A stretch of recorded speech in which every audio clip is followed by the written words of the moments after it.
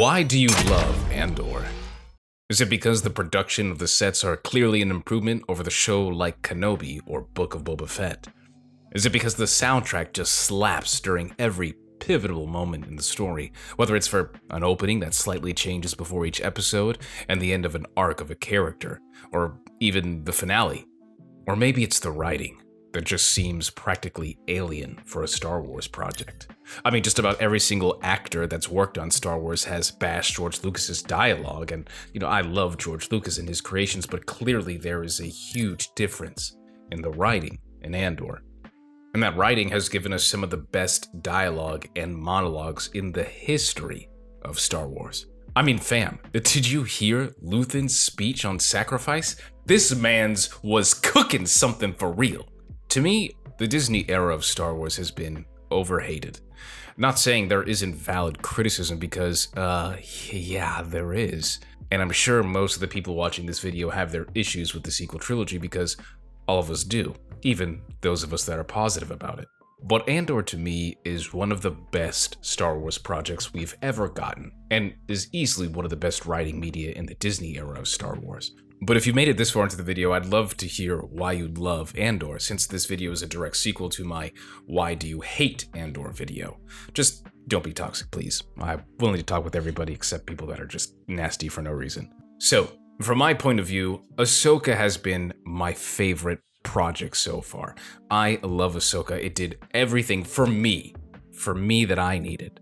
The Mandalorian being a close second, but Andor is right there in top 3. The only reason why it is not higher is because of my own personal issues with that. But before I get to the issues, and honestly it's not many, I just want to talk about why I love Andor, and I want to hear about why you love Andor. So reason number 1, the show is beautiful. From the costumes, the CGI, the sound effects, the music, Andor for me nails this. Maybe it's because I'm a huge gamer and I'm very into the idea that Star Wars shouldn't just be a movie, it should also be an ambience, something that really puts you into the world that it's creating. For instance, every time I watch The Force Awakens and I see all the scavengers go out, and Rey is riding her speeder into the sun, and I hear the sound, you hear Jakku, or of course, Binary Sunset in the original trilogy where Luke is out there, and you hear Binary Sunset for the first time. It's things like that that really get Star Wars going for me, and this happens a lot in the video games as well. When I play Star Wars The Old Republic and I go on Dromund Kaas, I hear the noises and the sound and the rain and the Dark Temple in the background, the thunder, the looming sound of thunder in the back, my dailies and my quests. That's something to me that only Star Wars can do. It's a vibe, it's a feeling. Andor does this in the opening scene. The way I'm introduced into this world and how these people are living in the corporate side of the Empire, that is something that I'd only get from an expanded universe book. Just like the Dark Bane trilogy in Path of Destruction, where Bane is working for a corporation and he's mining and then he has to go. And that scene in that book is one of my favorite scenes in all of Star Wars expanded universe. And to see Cassian walking up into this dimly lit bridge and it's raining and the soundtrack is just hitting slowly, you understand what you're about to get into in terms of world building. But it doesn't stop there. It just keeps building into every scene of the first 3 episodes and eventually into every scene of the entire series. Yeah, there's some fluff that I don't care for, and for Star Wars, it is very, very, very slow. And you can only really appreciate it when you have hit the final arc of the first 3 episodes. And again, as a hardcore EU fan of Star Wars, this is exactly how I've wanted other Star Wars projects and other Star Wars shows to replicate this experience. Because when you read the books, they're telling so many different stories at the same time until they all collide. And Andor did this beautifully, to the point I have to go back and rewatch the series so I don't miss anything ever again. That to me makes me feel like Andor is a fantastic Star Wars series. Reason number 2, the side characters, which It's a little ironic because a lot of these side characters are more like main characters when the story becomes more fleshed out, especially with Luthen, who the series isn't named after, but to me is kind of the main character, and the success of Cassian Andor and even the rebellion weighs heavily on the success of Luthen and his doings. And when you hear his dialogue, it's as if it's coming from the Whills, it's as if it's coming from the Force itself. The Force may not be in this show, but the Force absolutely has a plan for Luthen and is clearly dictating how and when the entire rebellion will become a full Force based on his actions of his character arc. Yes, characters like Mon Mothma, Cassian Andor, Saw Gerrera, who we all know exist and who the central story is focusing on.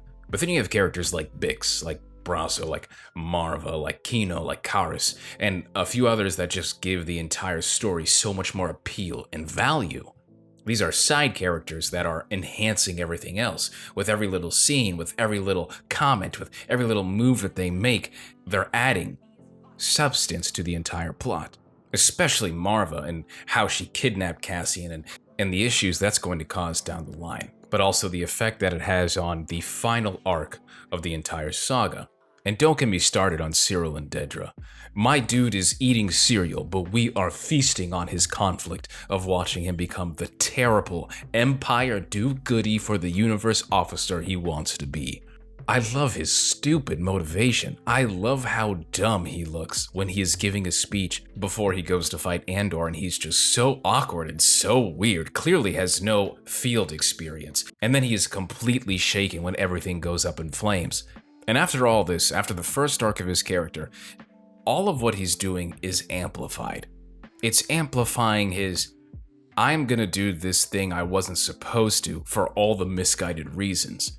That is exactly why I love Andor and Rogue One, because Rogue One and Andor show us that it's not such a black and white conflict in Star Wars, which Star Wars does so well with the obvious good versus evil.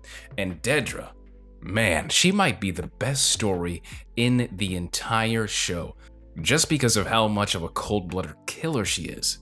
Especially in the ISB, where you can clearly tell they haven't had anything remotely worthy as a threat in some time, which makes a character like her even more interesting because perhaps she and Cyril become the nasty, terrible, chaotic good for the Empire it becomes during the original trilogy. And all of us EU fans know how terrifying the ISB becomes down the road. And to think that it all starts here, in Andor, with these two characters, influencing the rest of the Empire to learn from their ways. Reason number 3, no Force, no lightsabers. That's right, no Jedi, no Sith, no lightsabers of any kind. But this is also a criticism for me as well. But I'll tell you why I enjoy this, along with everyone else. If I was going to list literally every single detail about why I love Andor, we'd be here for days, and not even my own family would want to listen to me for that long. In the Star Wars universe, we're always introduced to the obvious conflict of good versus evil. The Sith and Jedi are placed in this story to clearly separate the difference between what's good and what's bad. But Andor doesn't have these things. Andor gives us Cassian Andor and Cyril Karn, who to a certain degree are showing us the struggle of good and evil, but not just good and bad, but also the struggle and the level of difficulty to be good or to do what they believe is good. You can even argue that Cassian and Cyril are the same characters who are just placed on different sides. Cassian is looking for someone, and that motivation is what drives him to do what he does. Cyril is looking for someone, and a run-in with this person drives him to do what he does. That is a very vague way of describing it, but what's important is their drive, their motivation to improve, keep going, survive, and ultimately give them a chance in doing what they want, and evolve further into the cause that they have. The cause being the rebellion, or the cause for bringing justice and security to the entire galaxy, just as all Imperials want to do. They are doing it without a lightsaber or Force abilities, which can so easily dictate the galaxy as we've seen into the Star Wars galaxy. Which is why I love Andor, because it's just normal-ass people dying to make the galaxy a better place, or straight up making it worse for everyone who lives in it. signifying that whether you're the most powerful Force sensitive alive, or just some random scrub on some backwater planet, you both have the power to change the galaxy for better or for worse. And that's what a lot of Star Wars really is about. The choice to fall or the choice to do better. And before this video ends, I'll leave you with what I dislike. The start was way too slow for me. I'm glad we were able to see the first 3 episodes, but man, that slow burn was not something I was used to in Star Wars, and I'm not sure the rest of the casual fandom who only endures live-action Star Wars can really appreciate that type of evolving story. As a reactor, I also stopped reacting to Andor because I just knew this was not the show that people were going to watch and want to watch people react to.